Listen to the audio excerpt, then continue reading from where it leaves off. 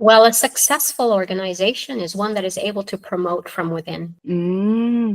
There is a percentage that I believe is important. I don't have a specific figure. It depends on what the company's going through, the situation, but there should be some percentage of new blood. Maybe 1%, 2%. The percentage, again, is relevant to what is the organization trying to do, because it needs to be aligned to the vision, to the expansion that they're going through. So not to be ignored totally. It's still important because it's helpful. Brings, again, context from outside, competition from outside. Like you're grabbing people who have an experience and an ad, a culture ad, to the direction of the company. This is Get Unstuck Podcast, a podcast for entrepreneurs who prioritize their life first, business second. I'm Mutita Panmuk, your host, who dedicates my life to designing and building a business that supports lifestyle. We will learn together from entrepreneurs around the world how they overcome their life challenges, their business obstacles, and yet still get unstuck from the hamster wheel of burying themselves into their business. Because time is the number one commodity in the world that you cannot get back once it's gone. So let's shorten the learning curve and see how can we prioritize better. Let's get unstuck. Hi, Get Unstuck Nation. Our guest today, she brings over 3 decades of experience in leadership and executive coaching. Irene Riad is the founder of SightCET, the Institute of Authentic Leadership Culture, and she is ICF PCC executive coach and systematic team coach, as well as author. And today we have Irene, who will share with us how she used science-based approach to help her clients gain control over their life and decide the changes that they want to manifest. And after we spoke, there are many real case scenarios that is actually happened in real life that top level coaches, I don't really see them giving interview about these details at all. So I think you're going to have some sneak peek within this episode. So stay tuned. Without further ado, please welcome Irene to Get Unstuck Podcast. Hi, Irene. How are you doing?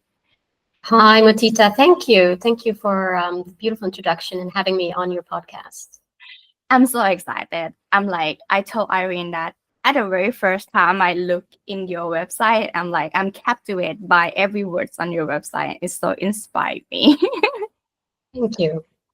So before we get started, going back, I don't want to say how many years, but how did you get into the coaching journey though?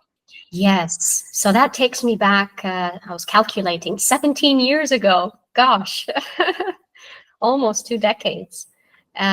So originally, I've been in the corporate world in the talent development. So my very first job has been around in HR, helping leaders identify their strengths, their areas of development, and developing training and delivering training and so forth. 4 years into that, I realized that the majority of the impact comes when I'm having a little bit more in-depth one-on-one, where I'm actually asking, probing, inquiring how the person is benefiting from the learning that they acquired. And I found out I was doing coaching before I realized what coaching was or knew what coaching was. And it was my inquisitive kind of curiosity looking to develop myself to do it better that I found the very first program I joined was called Coactive Coaching. And at that time, I was not looking at ICF or EMCC. I didn't know what they were. I just wanted a program that would help me, develop my coaching skills. And that was back in 2007, pretty much, where I started that was the very first year, a 6-month program. And it just hasn't stopped. It was since then that I realized coaching was actually a profession. And it was me educating myself and then working towards solidifying this profession, moving from HR into actually a coaching, an executive coach.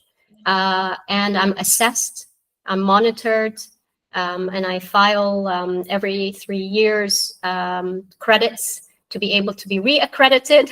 So it's a real big profession.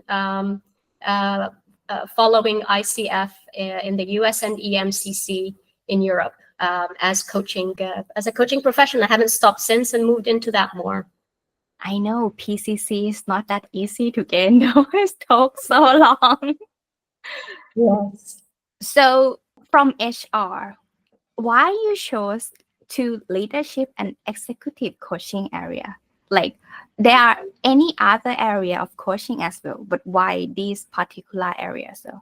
I was always fascinated with what allowed certain leaders to rise to the top and what held back others. So when I was in the corporate role for 20 years, helping leaders understand who they are, I found myself trying to figure out the psychology, the biology, the physiology. Like there were so many aspects of the person that made one person succeed and made the other fall behind, although they are both very good experts at what they know. And so this fascination of what made a leader stand out was there right from the beginning, maybe by default, because I was in talent development.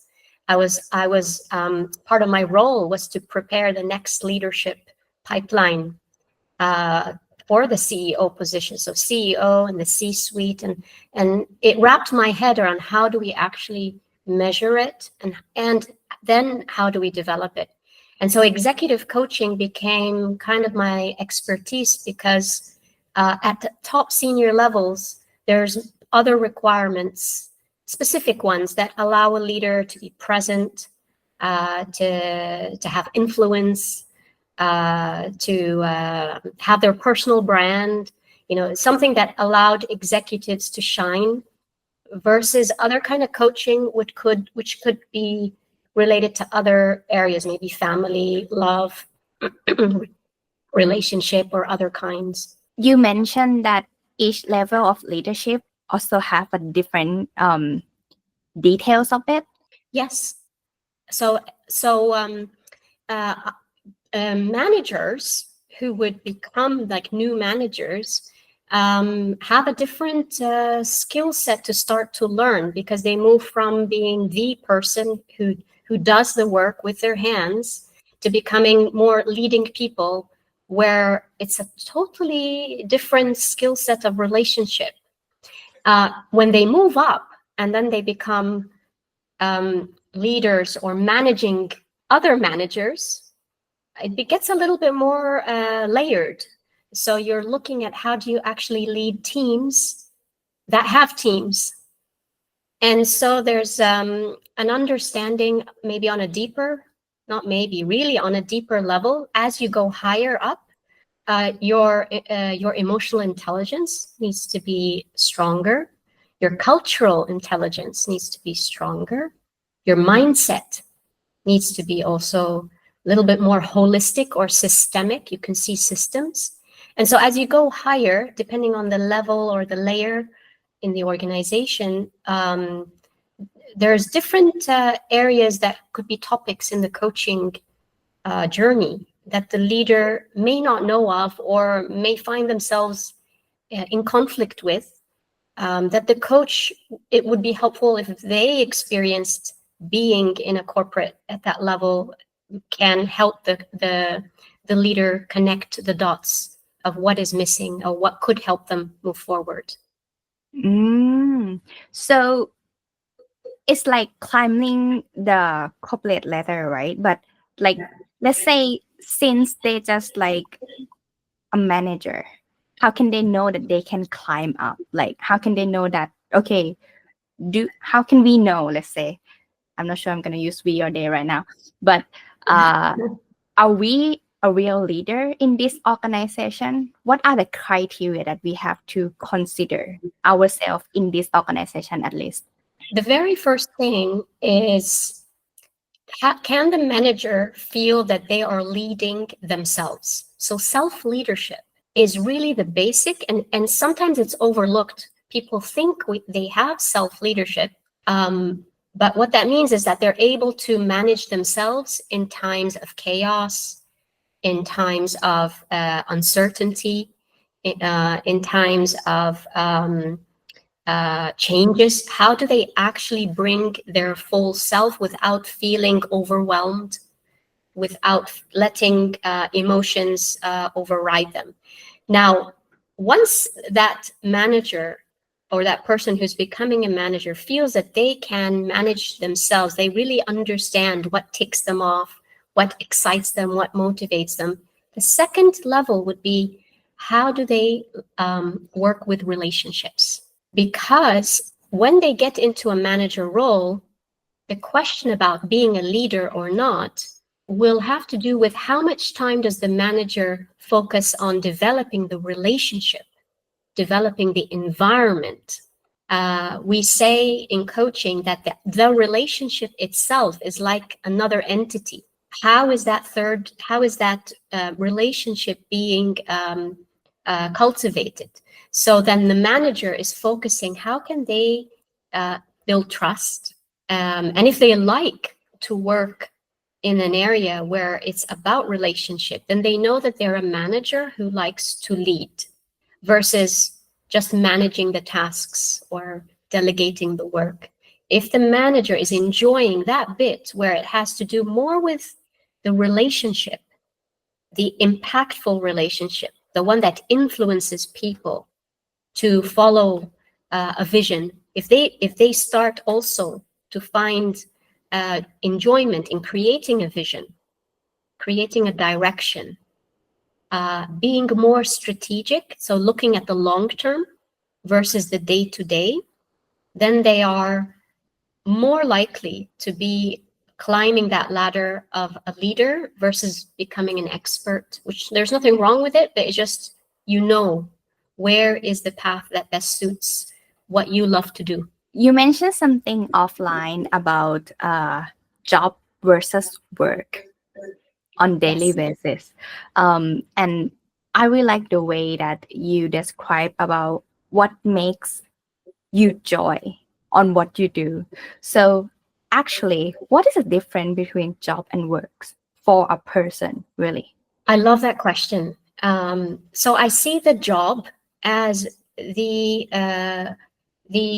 service that a company pays you to do. You go for a job and you get paid for it. It has a specific parameters and a description of what it is that you do. It's temporarily because it could be taken away, it could end, it could morph into something else as a company grows, mergers, acquisitions, all that. So a job is separate of your work because I believe your work is the work that you are gifted to do. It has to do with what gives you meaning. It has to do with actually using your own natural gifts. And so if a person is able to identify what is my work in this world, they will never lose meaning. They will never lose their essence in life. And they will always find a way to bring that work to life. So if I give an example, for example, my job for a very long time, I mean, let's say for now, coaching. I do coaching sessions. Sometimes I have a job at a company, or sometimes I have a job in terms of somebody's paying me for a service to help them do something. So it has a finish and end kind of space. But my work never ends because my work is about empowering people with significant setbacks to find their work. So I do that through every conversation. Today, we're having a conversation. Another day, I'm having another conversation with family, with another company. And I have created that work out of understanding what inspires me, where are my gifts. And then the beauty of it is that once I found my work, I'm able to use it to support myself financially. If I don't have a specific project or a specific project job with a company finished, I know my work I will use it to be able to get another opportunity to serve somewhere else. So that's just the distinction between a job is temporary, specified service for a specific fee. And it's important not to feel we're identified with this job. If I lose this job, it doesn't mean I've lost myself. If somebody doesn't like a piece of work I did in this job, it doesn't mean they don't like me. So I really detach myself from the job. It has an important service in the community, but knowing that my work is larger than this. My work is actually the reason why I'm here on Earth. Actually, I do believe that everybody in this world, there's a reason and an essence. If they just spend more time focusing on what kind of work is meant for them, and it's only uniquely specific for them, they are the only people that can do that kind of work because of all the circumstances they've gone through. Then they've got a beautiful gift in their hands, and exploring how that gift becomes a way of life is I feel what I would love to give everybody is helping them identify it and helping them use it to have the lifestyle that they want to have. Wow. I really like what you mentioned, that if someone comment on your job, it doesn't affect your work. Like, that's so important, because I myself, sometimes, this is so true, that it still affect me. Like, I put my sweat and tears to do this project, why you do this to me, or something like that. So I just understand how to detach that today. Oh, thank you so much for this enlightenment. Oh, you're welcome. It's not And easy. yeah, I'm thinking along with you along the way. So how can we discover the work then? You mentioned it. How did you discover your work? How did I discover it? It's a layered journey. So initially, I journal. So if somebody does like to journal, just likes to write, journaling is helpful because it gives time for me or for the person who may start writing. The question I helped myself with is, what do I love to do? So that's number one. What do I love to do? The other question, what am I good at? Because sometimes I may love to do something, but I'm not necessarily so good at it just yet. So questions are what I would love to do, what am I good at, what would I be willing to do without payment? And if these three questions, you're jotting down as many thoughts that come to your mind, it's then finding a common theme. There's something that will start to pop out. And then once that theme is out, like mine was quite visible because I knew in my work, I knew in my job that there was an aspect of my job I love to do regardless if I'm being paid or not.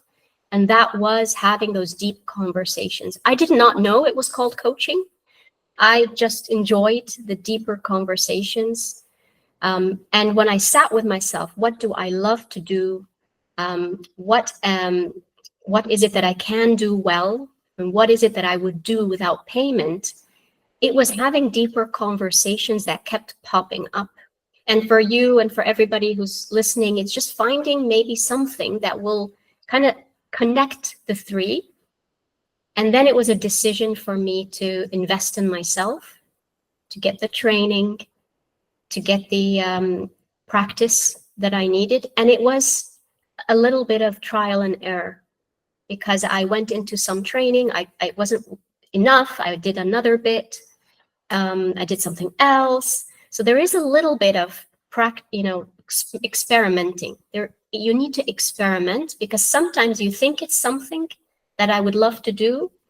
And then after you take a little bit of experimentation, whether it's a training or practice, you start to fine tune it a little bit more. So for me, coaching, I realized I loved corporate coaching, executive coaching. But then at some point I realized I also want to help and coach people outside of a corporate job. So this entrepreneurial spirit kicked in at some point. And it was then helping leaders who may have a similar dream to step out and do what they love to do in the corporate, but more from an entrepreneurial space. And it keeps evolving. I think that's an important lesson for me too. It's not just one thing that we stick with. Our work evolves and grows as we evolve and grow.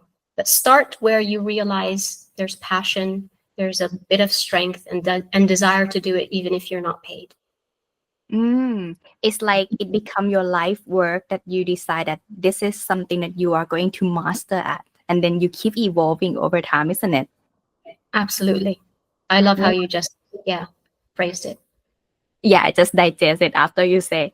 I have seen, you are not the first person who who told me about this thing. There are some guests that I also like able to talk with, and they said that master your own craft, master your own piece, like, and then you will feel like every single day is like a joyful moment as well. So yeah, I'm really looking forward to like understand more as well. What about, this is something that I really like it. Like, this is a quote from your website. When we show up for ourselves and be the best version of who we are, we give permission to others to do the same and reveal their greatness. So this is something that very dear to my heart.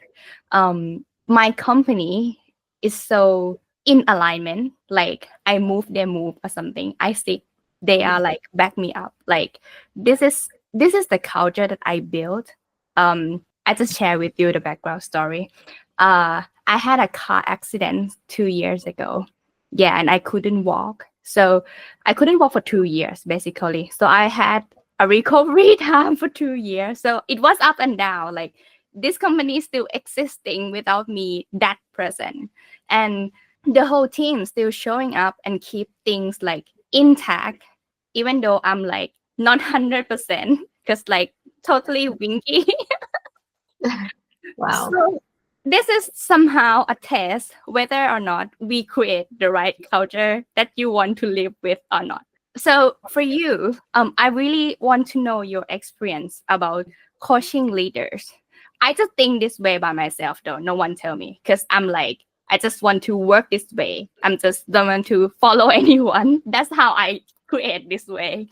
But I have seen many company, like, or some clients, the leader is trying so hard to change things or trying to like make it in their own ways, but it's not happen as they wish for. Like, even the close executive team around them, or the manager themselves, even lower level, is not in alignment. What is it that usually like the coach who like get into this type of situation will solve? Yeah. Well, thanks for sharing that bit about your story. That's very courageous and resilient. And I'm glad you have such a super culture behind you there. And that culture you've built is not easy. And when leaders don't have a similar culture, that culture that is aligned with their vision or purpose, now there could be many dimensions. What I start to explore is the relationship, first and foremost, between the leader and the team. And then the relationship that is happening within the team. And as a team coach, I'm a systemic team coach. The relationships themselves is energy. And so it impacts us when we don't realize. And to get in alignment, it will require that we look at two things in parallel. We work together on two things in parallel. The team itself would need what I would call team coaching, and that's to help them redesign and contract together. How do they want the relationship between them to be? Not the work, not the job itself, not yet. It's really a lot about emotional intelligence within the team. How is it actually co-designed with each member in the team. So it actually becomes owned. It's an ownership of every team member to hold for each team member and for themselves, because they're in that team for a certain time. And so that relationship is often what's not addressed or addressed quickly.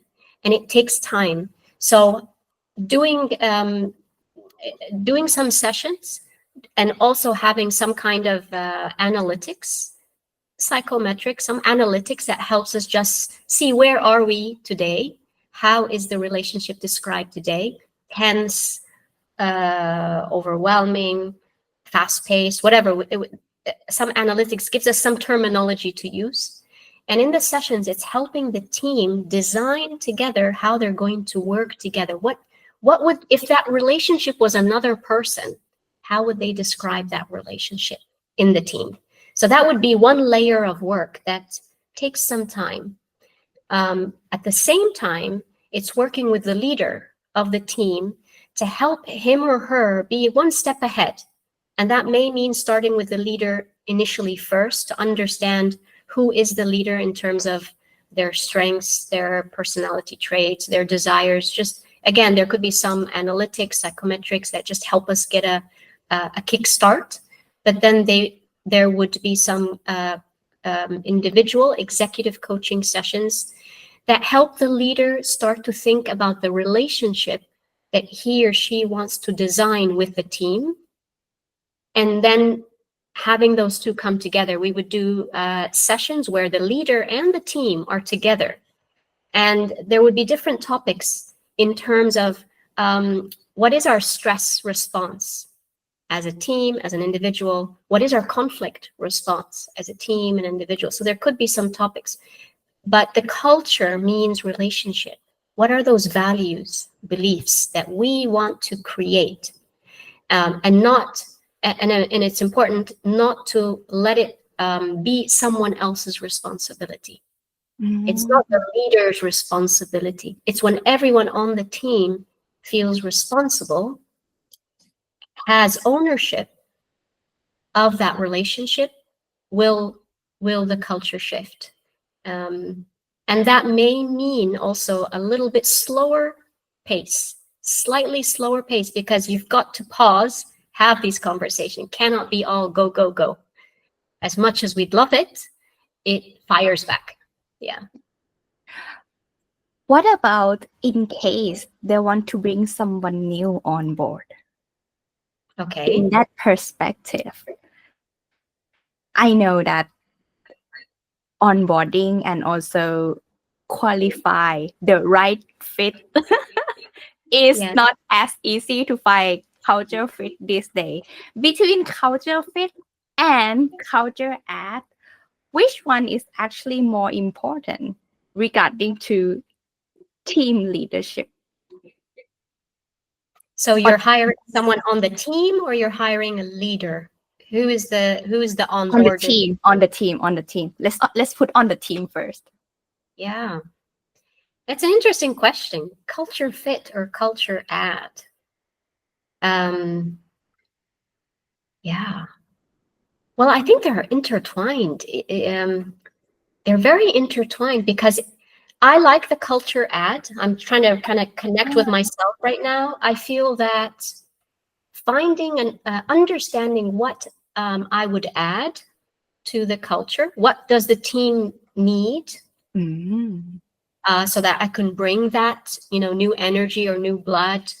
So I would like to see what I would like to add. Pretty much means I need to understand what would fit. So because I cannot add value if I don't know what would fit into this team.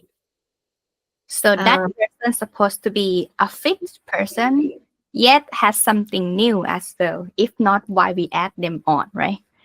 Absolutely. And that's the point of diversity and inclusion, and helping every team member know that they matter, they belong, even when they are unique, because we kind of get into a trap of trying to be like everyone else, trying to just say yes when you mean no, like you're just trying not to rock the boat. And that is an indication of lack of psychological safety, which is an important role, I think, specifically from the leader, but also as team members. We should, again, be responsible to make it a safe space for new opinions, for diverse perspectives, so that the person can add a new opinion, a contrary thought. And that's where the leader is succeeding, because he or she is in the best place when he or she is able to create that atmosphere where so many different views are shared with respect and safety. That's the ad. That's how I can make sure that the culture ad stays vibrant, and that we don't just all become the same person on the team. Wow. What about this is also another question that I always have in mind, to promote someone to become a leader versus hiring a new leaders into the company. Yes. Which one actually is like pros and cons? Well, a successful organization is one that is able to promote from within. There is a percentage that I believe is important. I don't have a specific figure. It depends on what the company's going through, the situation, but there should be some percentage of new blood. Maybe 1%, 2%. The percentage, again, is relevant to what is the organization trying to do, because it needs to be aligned to the vision, to the expansion that they're going through. So not to be ignored totally. It's still important because it's helpful. It brings again context from outside, competition from outside. Like you're grabbing people who have an experience and an ad, a culture ad, to the direction of the company. Yet the majority of growing, I believe, it's healthy for the organization to be able to promote from within when the leader is ready, not just to promote for the sake of promotion. When the leaders is ready. What does that mean? When the leader has shown in behavior and experience that they can do more than their current position. That's when they're ready.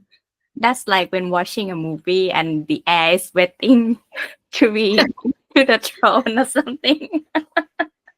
Yes. Okay. When I hear like when the leader is ready, that's is the picture that is pop up on my mind. I have been watching too many series this day. Wow. Yeah. So that's and how often they change the leaders from your experience? I look at the career journey. So a leader, I feel within the 3-year to 4-year mark, somewhere in between. So after they cross the 3rd year, maybe even after they finish the 4th, but I think around the 4th year, it would be healthy that a new leader could come on board. Again, it's very specific to the kind of organization, but it's healthy not to do it earlier, because I think earlier is just a waste of resources, and the leader is still figuring out, is still really getting their creative juices out. I think the leader really shows up fully in year 3, because year 1 is kind of really getting grips of what the role is. Year 2, now they've started to get their way, but it's year 3 that you really see let's say that the greatness of the leader,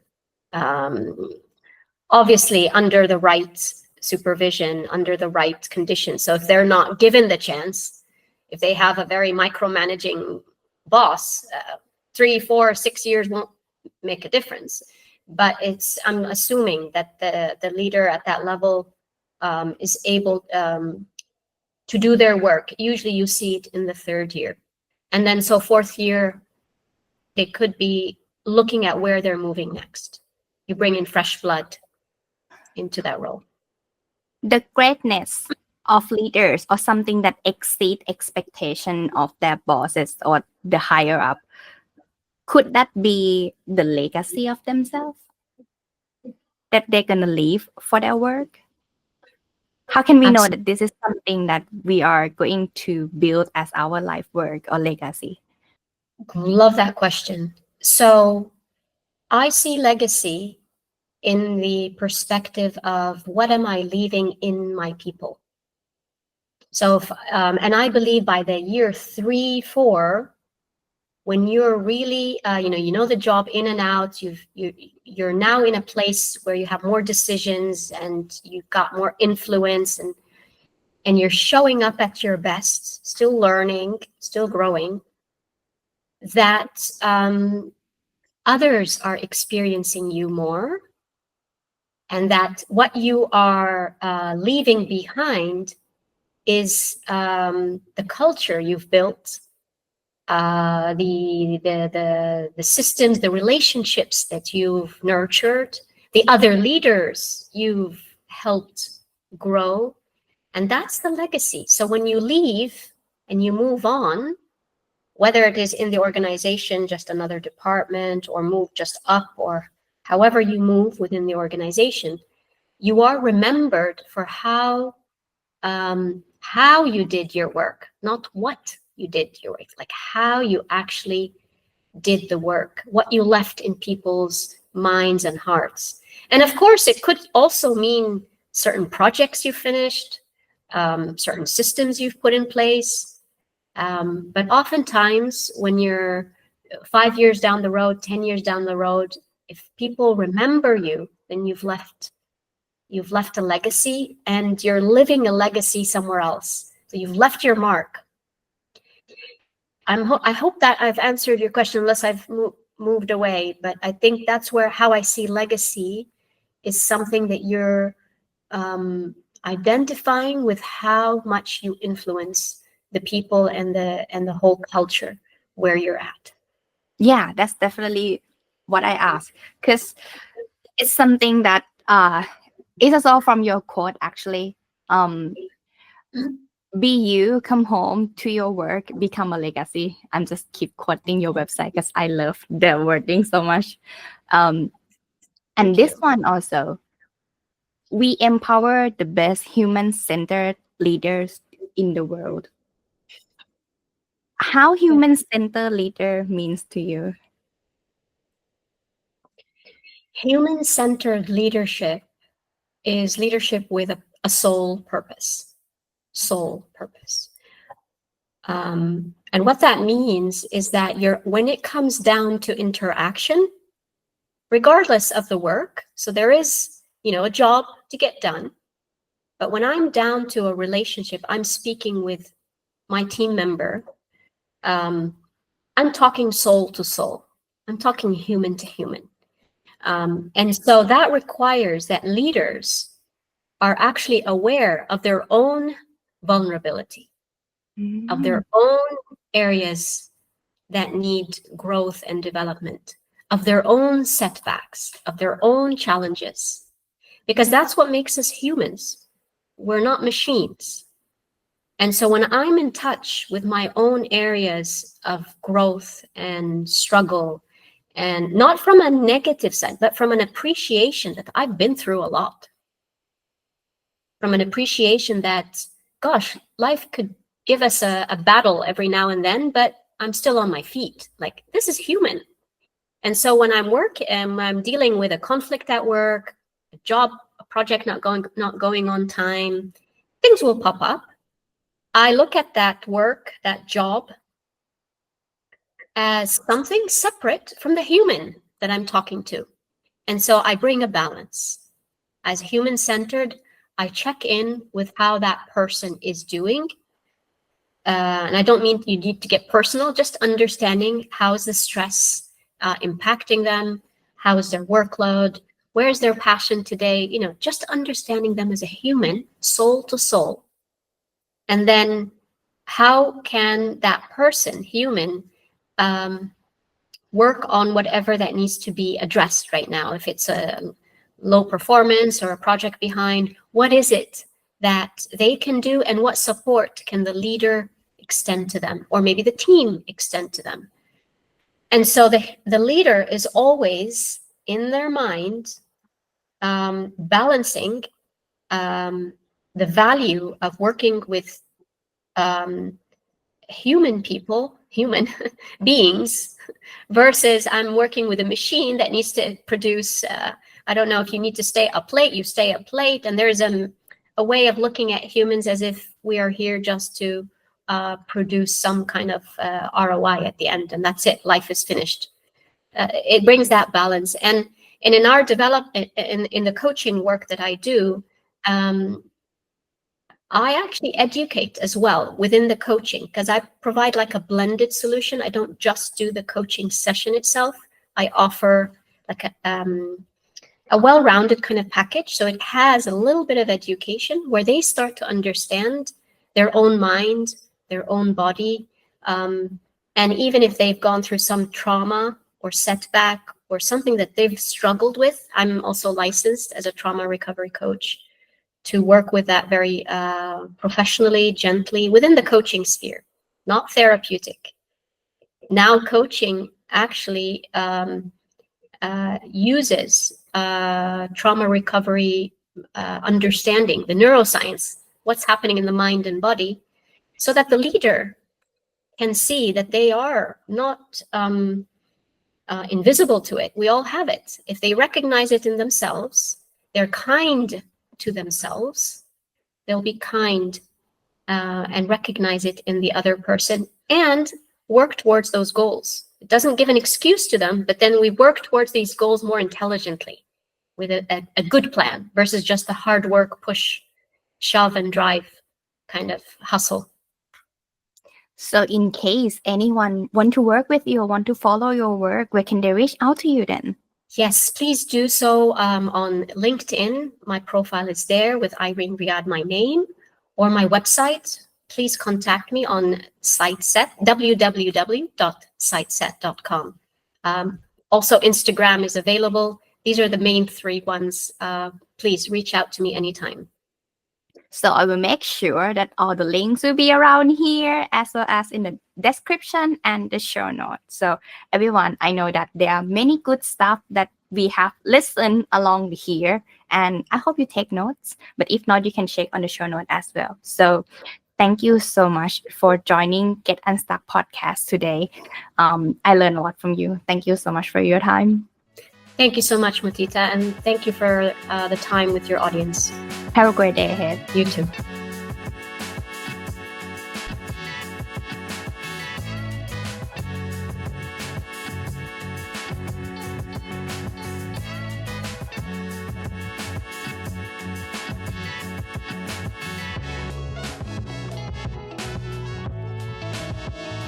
This episode inspires you wherever you are in your entrepreneurial journey, so that you can have your business that supports your lifestyle. Get a show note at getunstuckmethod.com/podcast. Review what we have learned together today and start implementing right now. See it by yourself. The result of your consistent action are worth it. You deserve the freedom to enjoy your life. Until the next episode, let's get unstuck.